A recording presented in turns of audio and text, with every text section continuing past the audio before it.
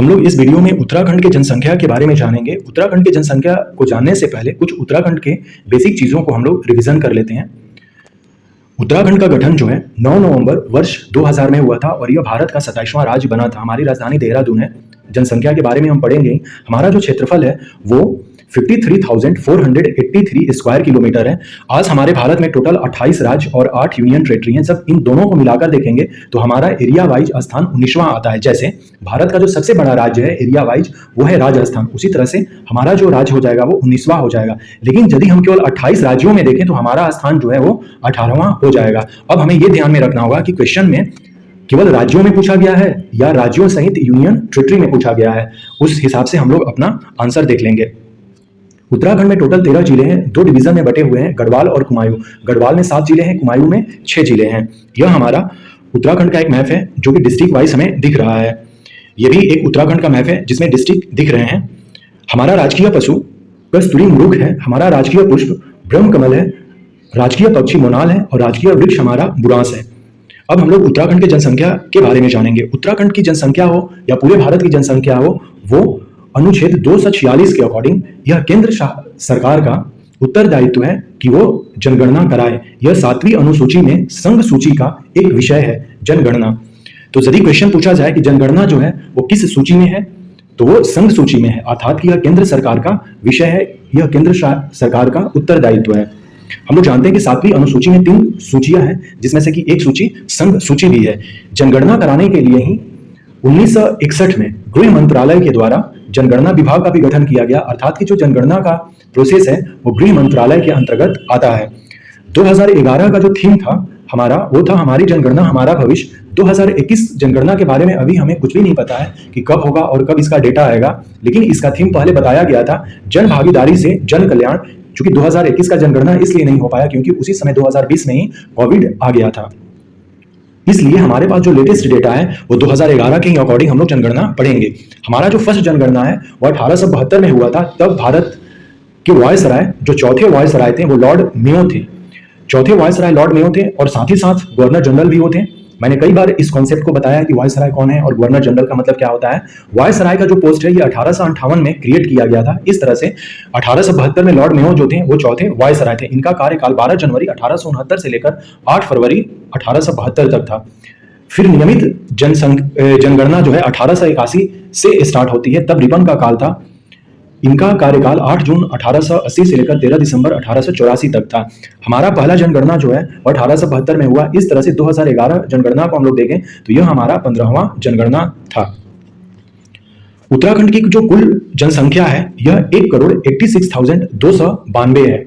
यदि हम टोटल भारत के पर्सपेक्टिव में देखें तो टोटल भारत की जनसंख्या जो थी वो 2011 में 121 करोड़ थी। तो 121 करोड़ का ये जो 1 करोड़ है लगभग 0.83% हो जाता है और यह यूनियन टेरिटरी और स्टेट का मिलाकर क्रम वाइज में हम लोग देखें तो यह 20वें स्थान पर आएगा। जैसे कि जो सबसे ज्यादा जनसंख्या है वो उत्तर प्रदेश में है, फिर महाराष्ट्र में है और 3rd नंबर पर बिहार में है। उसी तरह से हमारा स्थान 20वां लगता है। यदि केवल हम राज्यों में देखें तो हमारा स्थान जो है 18वां पड़ता है। हमसे 2 यूनियन टेरिटरी आगे हैं, एक दिल्ली और एक जम्मू कश्मीर। तब हमारा स्थान जो 20वां हो जाएगा, नहीं तो केवल स्टेट में हम लोग काउंट करें तो हमारा 18वां हो जाएगा। ये जो 1 करोड़ की जनसंख्या है इसमें 51% लगभग पुरुष हैं और 49% महिलाएं हैं। चूंकि हमारे 13 जिले ही हैं तो 13 जिलों को हम लोग क्रोनोलॉजी देखेंगे कि कहां पर कितनी जनसंख्या है। हरिद्वार में सबसे ज्यादा जनसंख्या निवास करती है 18.74% के आसपास, फिर देहरादून है, फिर उधम सिंह नगर है, नैनीताल 5वें नंबर पर, पौड़ी 6ठे नंबर पर, अल्मोड़ा 7वें नंबर पर, टिहरी 8वें नंबर पर, पिथौरागढ़ 9वें नंबर पर, चमोली 10वें नंबर पर, उत्तरकाशी 11वें नंबर पर, बागेश्वर 12वें नंबर पर, चंपावत और 13वें नंबर पर रुद्रप्रयाग। अर्थात कि सबसे कम जनसंख्या जो है वो रुद्रप्रयाग में रहती है और सबसे ज्यादा जनसंख्या हरिद्वार में रहती है। अब हम लोग देखेंगे दशकीय वृद्धि। दशकीय वृद्धि का मतलब बहुत ही सिंपल है कि 2001 से लेकर 2011 के बीच में कितनी जनसंख्या बढ़ी है। तो हमारी जनसंख्या 18.81% बढ़ी है और यह भारत का 18वां रहा है। जैसे सबसे ज्यादा जो जनसंख्या वृद्धि हुई थी वो थी मेघालय की। मेघालय राज्य की सबसे ज्यादा जनसंख्या वृद्धि हुई थी।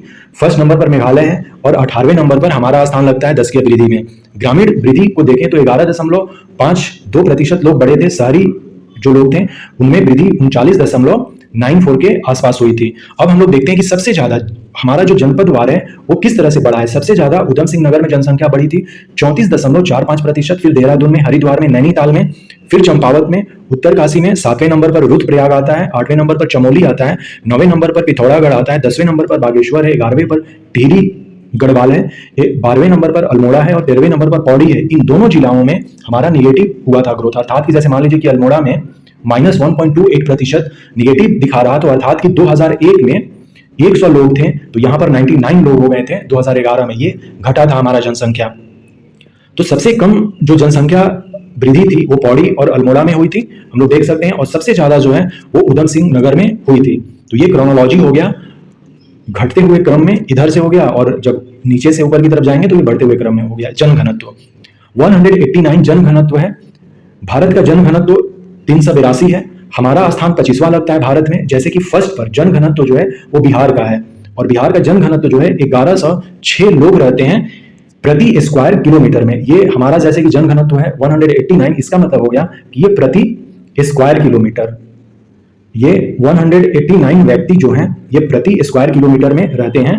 ये जन घनत्व इस चीज को रिप्रेजेंट करता है। 2001 में हम लोग 159 व्यक्ति थे पर स्क्वायर किलोमीटर में, पर स्क्वायर किलोमीटर एरिया में हम लोग जन घनत्व निकालते हैं। अब हम लोग देखते हैं जनपदवार। सबसे ज्यादा जो हमारा जनसंख्या घनत्व है वो हरिद्वार में है 801, फिर उधम सिंह नगर, देहरादून, नैनीताल, अल्मोड़ा। और चूंकि हमारा अभी जस्ट हम लोगों ने देखा कि 189 हमारा जन घनत्व है, तो 189 से ऊपर 5 जिले हैं जिनके 189 से ज्यादा है। फिर टिहरी 170 है। इस तरह से भी क्वेश्चन पूछे जा सकते हैं।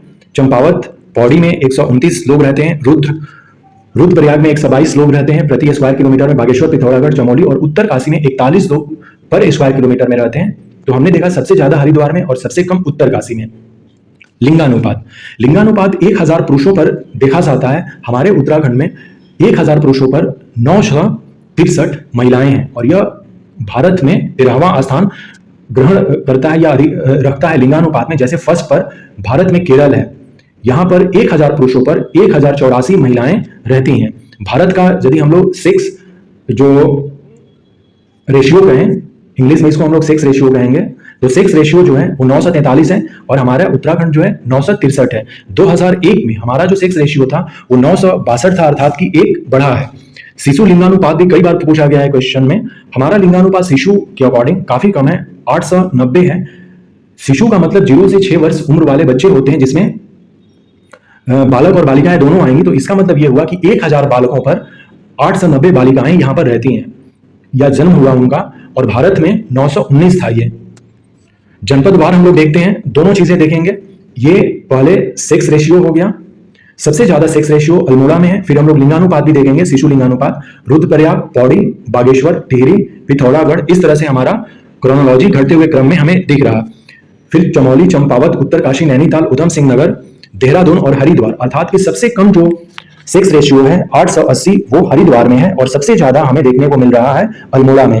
अब शिशु लिंगानुपात में हम लोग देखें तो इसमें केवल 2 डेटा हमें याद रख लेना होगा। सबसे ज्यादा अल्मोड़ा में ही शिशु लिंगानुपात है, लेकिन सबसे कम जो है यह पिथौरागढ़ में है, 816 केवल है पिथौरागढ़ में। अदर डेटा हम देख सकते हैं। साक्षरता दर 78.82% है, और भारत में यह हमारा 17वां स्थान है। साक्षरता दर में फर्स्ट पर यदि हम बात करें तो यह केरल का स्थान आता है।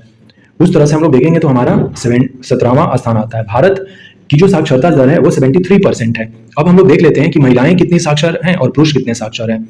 पुरुष साक्षरता 87.40% है, महिला साक्षरता 70% है। अब इनका अंतर भी कई बार पूछा गया है। अंतर अर्थात कि पुरुषों और महिलाओं के बीच का अंतर कितना है, तो 87.4 माइनस 70 कर देंगे तो जो यहां पर आएगा वही आपका आंसर हो जाएगा। तो आप स्वयं से एक बार माइनस कर लें, 87.4 माइनस 70 जो आएगा वो यहां पर आपका आंसर हो जाएगा।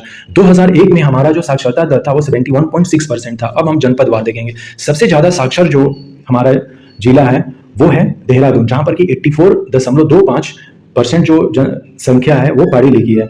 नैनीताल, फिर चमोली आता है, चौथे पर पिथौरागढ़, पांचवें पर पौड़ी, छठे नंबर पर रुद्रप्रयाग, सातवें नंबर पर अल्मोड़ा, आठवें नंबर पर बागेश्वर, नौवें नंबर पर चंपावत, 10वें नंबर पर टिहरी, 11वें नंबर पर उत्तरकाशी, 12वें नंबर पर हरिद्वार और 13वें नंबर पर उधम सिंह नगर। यहाँ पर देखने वाली बात यह है कि भारत की जो परसेंटेज है वो 73% है, लेकिन हमारे 13 के 13 जिले जो हैं वो 73% से ज्यादा रख रहे हैं साक्षरता दर, अर्थात कि पूरे भारत की जो औसत साक्षरता दर है उससे ज्यादा हर एक जिले जो है हमारे रखते हैं। अब नगरीय व ग्रामीण जनसंख्या देखते हैं। यदि हम लोग बात करें शहरीकरण की, तो शहरीकरण हमारा 30.23% था, भारत का शहरीकरण 31.16% था। तो 30% जो हमारा शहरीकरण है, तो उसमें से हम लोग क्या करेंगे कि 100 में से 30 माइनस कर देंगे, तो लगभग हमारा जो 70% है वो ग्रामीण जनसंख्या है और 30% जो है वो शहरी जनसंख्या है। इस तरह से हम लोग याद कर सकते हैं और हमारा जो ये स्थान है भारत में विश्व स्थान पर हो जाएगा इस तरह से, क्योंकि फर्स्ट जो है वो गोवा है, सबसे ज्यादा यहाँ पर शहरीकरण गोवा में हुआ है। 2001 में हमारा शहरीकरण 25.67% था। अब हम लोग देखेंगे जनपदवार शहरीकरण कि सबसे ज्यादा शहरों में कहाँ के लोग निवास करते हैं, तो सबसे ज्यादा देहरादून में 55.52% लोग शहरों में निवास करते हैं, फिर नैनीताल, हरिद्वार, उधम सिंह नगर, 5वें नंबर पर पौड़ी है, चमोली है, फिर चंपावत है, पिथौरागढ़ है, टिहरी में 11.33% लोग शहरों में रहते हैं, अल्मोड़ा, उत्तरकाशी, 12वें नंबर पर रुद्रप्रयाग, 13वें नंबर पर बागेश्वर, केवल 3.49% बागेश्वर के जो लोग हैं वो शहरों में निवास करते हैं। तो हमने देखा सबसे कम बागेश्वर में और सबसे ज्यादा देहरादून में लोग शहरों में रहते हैं। 1 लाख से अधिक हमारे उत्तराखंड में एक भी ऐसा शहर नहीं है जो कि 10 लाख जनसंख्या को क्रॉस करे। 1 लाख से अधिक आबादी वाले हमें यही कुछ जिले देखने को मिलते हैं, जैसे देहरादून में केवल 5,74,000 लोग ही नगरों में रहते हैं। दूसरे नंबर पर हरिद्वार, हल्द्वानी, रुद्रपुर, काशीपुर, ये उधम सिंह नगर में दोनों, उधम सिंह नगर में ये दोनों जिले हैं, रुद्रपुर और काशीपुर। रुड़गी जो कि हरिद्वार में है, यहाँ पर भी 1,18,000 के आसपास जनसंख्या 2011 में रहती थी। तो ये केवल 6 ही जिले हमें दिख रहे हैं जिनकी जनसंख्या 1 लाख से ज्यादा है और कोई भी ऐसा हमारा शहर नहीं है जो कि 10 लाख की जनसंख्या रखता हो। तो ये हमें ध्यान में रखना होगा। अब हम लोग देखेंगे धर्म के अकॉर्डिंग। सबसे ज्यादा जनसंख्या की बात करें तो हिंदू जनसंख्या 82.97% रहती है, फिर मुस्लिम जनसंख्या लगभग 14% हमें देखने को मिलती है, सिख 2.34%, फिर ईसाई चौथे नंबर पर, 5वें नंबर पर बौद्ध और छठे नंबर पर जैन, और रेस्ट जो बचे अन्य 0.01%, काफी कम। तो ये हमने क्रोनोलॉजी वाइज देखा। अब हम इनका दशकीय वृद्धि भी देख लेते हैं कि हिंदुओं में 2001 से लेकर 11 के बीच में कितनी दशकीय वृद्धि हुई, तो ये 17.7% हुई थी। मुस्लिमों में 43.5%, अर्थात कि लगभग हाफ जो है जनसंख्या, मान लीजिए कि 2001 में 100 मुस्लिम थे, तो 2011 में ये जनसंख्या 143 हमें देखने को मिलेगी। इसीलिए यहां पर लिखा गया 43.5% का मतलब यही है। सिख दशकीय वृद्धि जो थी वो 19.95% थी, ईसाइयों की जो दशकीय वृद्धि थी वो 26.9% थी, बौद्धों की घटी थी, बौद्धों की -3.23 घट गई थी, और जैन की जो दशकीय वृद्धि थी वो 17.52% थी। तो इसमें हमें ध्यान देने वाली बात है जानने की कि जो सबसे कम यानी कि निगेटिव नहीं हुई थी यहाँ पर दशकीय वृद्धि, वो थे बौद्ध में। अब हम लोग देख लेते हैं साक्षरता दर कि सबसे ज्यादा साक्षर कौन लोग हैं, तो यहां से पता चल जाएगा। हिंदू 74% लोग साक्षर हैं, मुस्लिम 51% लोग साक्षर हैं, सिख 73% लोग साक्षर हैं, ईसाई लगभग 88 हो जाएगा, ये परसेंट 87.9% है, फिर बौद्ध 76% लोग साक्षर है, और जैन 96% के आसपास साक्षर हमें दिख रहे हैं। यहाँ पर लिंगानुपात देखते हैं। हिंदू 978 हिंदू का लिंगानुपात है, मुस्लिम 875, सिखों की लिंगानुपात जो है 898 है, ईसाइयों में 960 है, बौद्धों में 778 है, और जैनों में 930 हमें लिंगानुपात देखने को मिलती है। तो हमने ये धर्म वाइज भी देख लिया, दशकीय वृद्धि भी जाना, साक्षरता भी जाना, और इनकी परसेंटेज भी जाना कि हिंदू कितने रहते हैं प्रतिशत, मुस्लिम कितने प्रतिशत रहते हैं, लिंगानुपात भी हमने जाना। तो यह हमारा उत्तराखंड का टोटल सेंसस था। हम लोग शेड्यूल कास्ट का अर्थात कि अनुसूचित जाति के लिए अलग वीडियो में देखेंगे और अनुसूचित जनजाति के लिए अलग वीडियो देखेंगे, तो वहां पर उनकी जनसंख्या और जो अदर रिलेटेड इंफॉर्मेशन है अलग वीडियो में हम लोग देखेंगे। तो यह हमारा उत्तराखंड का सेंसस हम लोगों ने देखा। हम लोगों ने उत्तराखंड के पॉपुलेशन के बारे में डिटेल्स में जान लिया है। इस वीडियो में हम लोग उत्तराखंड की अनुसूचित जातियां और अनुसूचित जनजातियों के बारे में पढ़ेंगे। उत्तराखंड की कुल जनसंख्या जो है 1,86,292 है, जिसमें से कि शेड्यूल कास्ट की जो जनसंख्या है 18,92,516 होती है। यदि हम इसको पूरे उत्तराखंड में परसेंटेज के वाइज देखें, अर्थात कि ये जो 1 करोड़ है 100% हम सब कंसीडर करेंगे, तो ये 18,92,516 जो है 18.8% आ जाएगा। इसका मतलब ये होगा कि एससी जो पॉपुलेशन है वो 18.8% है। यदि हम इस पॉपुलेशन को 100% मान लें तो पुरुष की जो जनसंख्या है वो लगभग 51.18% है और महिलाओं की जो यहाँ पर जनसंख्या है वो हमें 48.82% देखने को मिलती है। टोटल राज्य सरकार के द्वारा उत्तराखंड में 65 जातियों को शेड्यूल कास्ट के रूप में वर्गीकृत किया गया है और उत्तराखंड में एक स्पेशल वर्ड शिल्पकार इस्तेमाल किया जाता है जो दलित लोग हैं उनके लिए। तो शिल्पकार शब्द जहां कहीं भी यूज किया जा रहा, इस बात को हमें समझ लेना होगा कि वो शेड्यूल कास्ट के लोगों के बारे में कहा जा रहा, शिल्पकार। तो कितनी हमारे यहाँ जो अनुसूचित जातियां हैं वो कितनी हैं, तो 65 जातियां हैं जिसमें डिफरेंट जो जातियां हैं उनके नाम है। साक्षरता दर यदि हम लोग देखें तो 74.4% जो है साक्षर पीपल हैं शेड्यूल कास्ट में, जिसमें कि पुरुषों की यदि हम लोग संख्या देखें तो वो 84.3% आती है और महिलाओं की परसेंटेज जो है 64.1% है। अब यदि ये क्वेश्चन पूछा जाए कि शेड्यूल कास्ट में साक्षरता दर में पुरुष और महिलाओं का क्या अंतर है, तो ये 84.3 माइनस 64.1 कर देंगे। जो यहाँ पर डिफरेंस आया वही यहाँ पर हो जाएगा। लगभग हम देख रहे हैं कि 20% जो है डिफरेंसेस है महिलाएं और पुरुषों में। लिंगानुपात की हम लोग बात करें तो 936 जो है लिंगानुपात शेड्यूल कास्ट में देखने को मिलती है, जबकि पूरे उत्तराखंड में 963 है। ऑलरेडी ये सब हम लोग देख चुके हैं। अब हम लोग जनपदवार जो हमारे 13 जिले हैं उनमें हम लोग जनसंख्या देखेंगे और जिलों में उनकी क्या प्रतिशत है ये भी देखेंगे। तो हमारे टोटल जो 13 जिले हैं उनमें जो सबसे ज्यादा शेड्यूल कास्ट है वो हरिद्वार में रहती हैं, लगभग 4,11,274। फिर उधम सिंह का नंबर आता है, 3rd नंबर पर देहरादून, 4थे नंबर पर नैनीताल, 5वें नंबर पर अल्मोड़ा, 6ठे नंबर पर पौड़ी, 7वें नंबर पर पिथौरागढ़, 8वें नंबर पर टिहरी गढ़वाल, 8वें नंबर पर टिहरी गढ़वाल, 9वें नंबर पर उत्तरकाशी, 10वें नंबर पर चमोली, 11वें पर बागेश्वर, 12वें पर रुद्रप्रयाग और 13वें पर चंपावत। अर्थात कि सबसे कम जो शेड्यूल कास्ट हैं वो चंपावत में रहती हैं और सबसे ज्यादा जो शेड्यूल कास्ट हैं वो हरिद्वार में रहती हैं। यदि हम जिला वाइज प्रतिशत देखें तो हरिद्वार में सबसे ज्यादा परसेंटेज नहीं रहता है, सबसे ज्यादा जो परसेंटेज है वो हमें बागेश्वर में देखने को मिलेगा। अर्थात कि 100 लोग यदि हैं टोटल वहां पर तो 27.73% जो है वो शेड्यूल कास्ट के हैं बागेश्वर में। अर्थात कि सबसे ज्यादा जो है पॉपुलेशन शेड्यूल कास्ट की वो बागेश्वर जिले में निवास करती है। साथ ही साथ सबसे कम जो है वो देहरादून में हमें देखने को मिलेंगे।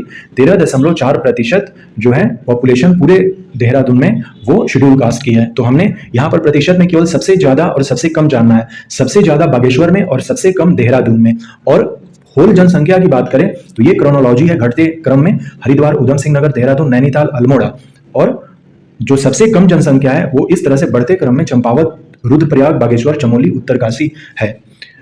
18वीं लोकसभा जो है वो 2024 में हुई है जिसका रिजल्ट आ चुका है। उत्तराखंड में टोटल लोकसभा की 5 सीटें हैं, इसमें से एक सीट शेड्यूल कास्ट के लिए रिजर्व्ड है। अजय टमटा जो हैं वो अल्मोड़ा सीट से विजयी घोषित हैं और जितनी सारी पांचों की पांचों सीटें हैं इस बार बीजेपी को ही मिली है 2024 में। टिहरी गढ़वाल से माला राजलक्ष्मी शाह हैं, गढ़वाल एक सीट है हमारा जो कि अनिल बलूनी यहां से जीते हुए हैं। नैनीताल, उधम सिंह नगर एक सीट है लोकसभा का जहां से कि अजय भट्ट जीते हुए हैं और हरिद्वार का एक सीट है जहां से कि त्रिवेंद्र सिंह रावत जीते हैं। तो यदि क्वेश्चन ये भी पूछा जाए कि उत्तराखंड में कितने लोकसभा की सीटें हैं तो 5, और कौन कौन सी हैं उनके नाम है अल्मोड़ा, टिहरी गढ़वाल, गढ़वाल, नैनीताल और हरिद्वार। हमारे उत्तराखंड में टोटल 70 विधानसभा की सीटें हैं जिसमें से कि 13 शेड्यूल कास्ट के लिए हैं और 2 शेड्यूल ट्राइब्स के लिए हैं। अर्थात कि 15 हो गए रिजर्व, 70 में से 15 घटा देंगे तो वो हमारा सामान्य निकल जाएगा। अर्थात कि जो सामान्य है वो 55 हो जाएंगे। यदि हम नौकरियों में आरक्षण की बात करें तो शेड्यूल कास्ट के लिए अभी जस्ट हम लोगों ने देखा कि 18% से ज्यादा शेड्यूल कास्ट उत्तराखंड में निवास करती है। इनके लिए आरक्षण जो है 19% रखा गया है और उसी तरह से शेड्यूल ट्राइब्स के लिए 4% जो है वो रिजर्व रखा गया है नौकरियों में या अदर जो भी सरकारी चीजें हैं वो शैक्षणिक हो या फिर नौकरी हो उसमें आरक्षण वाला ये परसेंटेज है। तो हमने ये भी जाना कि आरक्षण कितनी प्रतिशत है शेड्यूल कास्ट के लिए तो 19% और शेड्यूल ट्राइब्स के लिए 4% आरक्षित हैं चीजें। 13 विधानसभा की जो सीटें हैं वो कुछ इस तरह से हैं। हरिद्वार में 3 सीटें हैं, ज्वालापुर, भगवानपुर और झबरेड़ा। देहरादून में 1 सीट है, उसी तरह से उधम सिंह में बाजपुर है, चौथा पौड़ी में पौड़ी ही है, 5वां टिहरी जिला में घनसाली सीट है, उत्तरकाशी में पुरेला है, चमोली में थराली है, नैनीताल में नैनीताल है, अल्मोड़ा में सुमेश्वर है, बागेश्वर है और पिथौरागढ़ में गंगोली हाट है। इस तरह से हम लोगों ने देखा कि टोटल 11 जिले हैं जहां पर कि 13 सीट हमारे रिजर्व हैं। अब हमें यह जानना होगा, क्वेश्चन ये पूछा जा सकता है कि उत्तराखंड में कितने ऐसे जिले हैं जिनमें की शेड्यूल कास्ट के लिए सीटें विधानसभा में रिजर्व नहीं है। तो वो हो जाएंगी 2 और उनका भी हमें नाम जानना है। हम देख रहे हैं कि रुद्रप्रयाग में हमें नहीं दिख रहा है,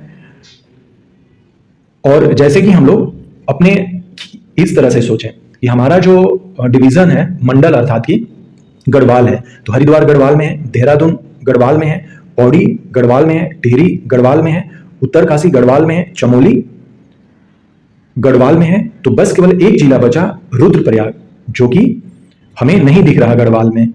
अब हम देखते हैं रुद्रप्रयाग हो गया और हरिद्वार हो गया, देहरादून हो गया, पौड़ी 3, टिहरी 4, 5, 6, 7वां रुद्रप्रयाग हो गया, अर्थात कि एक जिला यहां से मतलब कि गढ़वाल में एक जिला रुद्रप्रयाग में नहीं है। और जब हम कुमायूं की बात करें तो उधम सिंह नगर कुमायूं में आता है, एक नैनीताल कुमायूं नहीं है, अल्मोड़ा कुमायूं, बागेश्वर, पिथौरा, अर्थात कि केवल एक जिला 2, 2, 4, 5, कौन एक जिला और बचा यहां पर, चंपावत। हाँ, कुमायूं में कौन सा हो जाएगा, चंपावत जिला कुमायूं में और रुद्रप्रयाग जिला गढ़वाल में। ऐसे 2 जिले हैं जहां पर की विधानसभा की सीटें शेड्यूल कास्ट के लिए रिजर्व नहीं है। तो इस तरह से भी हमें क्वेश्चंस को देखना होगा, अलग तरह से हमें एक अप्रोच डेवलप करना होगा कि किस तरह से क्वेश्चंस पूछे जा सकते हैं। तो अभी हम लोगों ने देखा 70 विधानसभाओं में से 13 विधानसभाएं की जो सीटें हैं वो कौन कौन सी हैं, इस तरह से रिजर्व हैं। हम लोग अब उत्तराखंड के अनुसूचित जनजातियों के बारे में जानेंगे। मुख्यतः 5 जनजातियां उत्तराखंड में हमें देखने को मिलती हैं और वो हैं थारू, जौनसारी, भोटिया, बुक्सा और राजी। सबसे ज्यादा जनसंख्या जो है वो थारू जनजाति की है, सबसे कम जनसंख्या जो है राजी जनजाति की है। केवल 690 जनसंख्या निवास करती है उत्तराखंड में। थारू के बाद यदि हम क्रोनोलॉजी देखें तो सेकंड नंबर पर जौनसारी आती है, थर्ड नंबर पर भोटिया, चौथे नंबर पर बुक्सा और 5वें नंबर पर राजी। कुल जनसंख्या की बात करें तो पूरे उत्तराखंड में 2,91,903 जो है लोग शेड्यूल ट्राइब्स के पाए गए थे। यदि कुल जनसंख्या की बात करें तो उत्तराखंड में टोटल ट्राइबल्स जो हैं वो 2,91,903 है और ये उत्तराखंड में 2.9% जनसंख्या रखते हैं। यदि हम लोग महिलाओं और पुरुषों के बारे में देखें इस 2,91,000 में, तो पुरुषों की प्रतिशत जो है उतनी ही है जितनी कि उत्तराखंड की पुरुष और महिलाओं की हैं। ऑलरेडी हम लोगों ने उत्तराखंड के सेंसस में देख लिया है। अब इसको हम लोग 51% और महिलाओं को 49% कंसीडर कर सकते हैं। लिंगानुपात भी उतना ही है शेड्यूल ट्राइब्स में जितना कि उत्तराखंड का होल लिंगानुपात है। पूरे उत्तराखंड की लिंगानुपात जो है वो 963 ही है। लिंगानुपात में यदि हम लोग जनजातियों के हिसाब से देखें तो सबसे ज्यादा भोटिया जनजाति में लिंगानुपात अच्छा है और सबसे कम राजी जनजाति में 885 है। जनपदवार अब हम लोग एसटी की जनसंख्या और उनकी प्रतिशत भी देखेंगे। सबसे ज्यादा जो जनसंख्या है वो उधम सिंह नगर में रहती है, सेकंड नंबर पर देहरादून, तीसरे नंबर पर पिथौरागढ़, चौथे नंबर पर चमोली, 5वें नंबर पर नैनीताल, 6ठे नंबर पर हरिद्वार, 7वें नंबर पर उत्तरकाशी, 8वें नंबर पर पौड़ी, 9वें नंबर पर बागेश्वर, 10वें नंबर पर चंपावत, 11वें नंबर पर अल्मोड़ा, 12वें नंबर पर टिहरी गढ़वाल, 13वें नंबर पर रुद्रप्रयाग। अर्थात कि सबसे ज्यादा जनसंख्या कम जो है वो किस जनपद में है, तो रुद्रप्रयाग में है। सबसे ज्यादा उधम सिंह नगर में हमें देखने को शेड्यूल ट्राइब्स मिलती हैं। अब हम लोग प्रतिशत वाइज देख लेते हैं। सबसे अधिक प्रतिशत उधम सिंह नगर में ही रहती है और उधम सिंह जो है नगर में ही सबसे ज्यादा पॉपुलेशन भी रहती है। प्रतिशत भी सबसे ज्यादा है 7.46%। सेकंड प्रतिशत देहरादून का ही आता है, थर्ड प्रतिशत पिथौरागढ़ का ही आता है और चौथे नंबर का जो प्रतिशत है वो चमोली ही आता है। सेम जिस तरह से जनसंख्या है उसी तरह से प्रतिशत भी है। अब हम लोग ये देख लेते हैं कि सबसे कम जो है वो टिहरी गढ़वाल में प्रतिशत वाइज है। ओके, जबकि जनसंख्या में सबसे कम रुद्रप्रयाग है। इस चीज को क्लियर रखना होगा। प्रतिशत में सबसे कम टिहरी गढ़वाल में है और इस तरह से मैंने यहाँ पर लिख भी दिया है कि जैसे 11 नंबर पर 8 नंबर पर जनपद क्रमवार ये है, 12 नंबर पर अल्मोड़ा पे है और 13 नंबर अर्थात कि जो सबसे हमारा 13वां जिला है शेड्यूल ट्राइब्स में प्रतिशत वाइज में वो टिहरी है।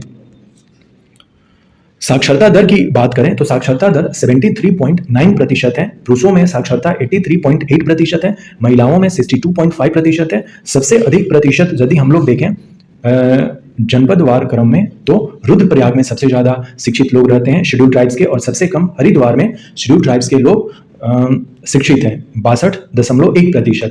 तो ये सारी चीजें जो हैं हम लोगों ने देखा शेड्यूल कास्ट और शेड्यूल ट्राइब्स के पॉपुलेशन और उनसे रिलेटेड जो भी डेटा और फैक्ट है हमने देखा उत्तराखंड के सेंसस में।